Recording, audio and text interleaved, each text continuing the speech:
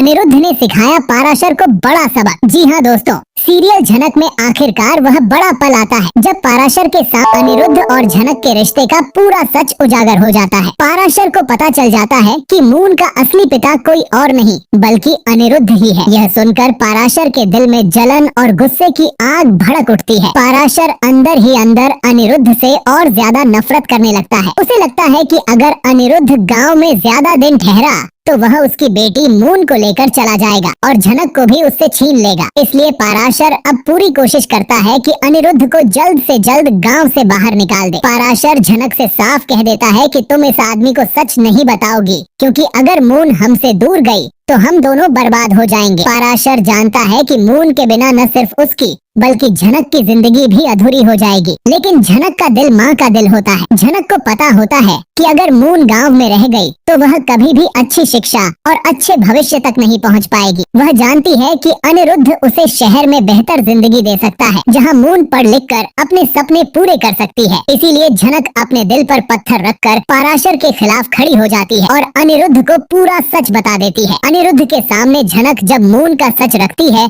तो अनिरुद्ध भी टूट जाता है। उसकी आंखों में आंसू आ जाते हैं कि उसकी अपनी बेटी उसके पास नहीं थी, लेकिन अब वह उसे अपनी गोद में भरना चाहता है। अनिरुद्ध पूरे प्यार और अधिकार के साथ झनक के पास जाता है और कहता है कि मैं तुम्हें और मून को अपने साथ कोलकाता लेकर जाना चाहता हूँ। लेकिन यह सुनते ही पाराशर का खून खौल उठता है। वह पूरे गांव वालों को इकट्ठा कर लेता है और सबको अपने पक्ष में कर लेता है। वह गांव वालों के सामने अनिरुद्ध को बदनाम करने की कोशिश करता है कि यह आदमी सिर्फ झनक की इज्जत खराब करने आया है और हमारी मून को छीन कर ले जाना चाहता है। गांव वाले भी पहले पाराशर की बातों में आ जाते हैं और अनिरुद्ध के खिलाफ हो जाते हैं, लेकिन झनक वहां आकर डटकर खड़ी हो जाती है। वह पूरे गांव के सामने बोलती है कि अनिरुद्ध मून का असली पिता है।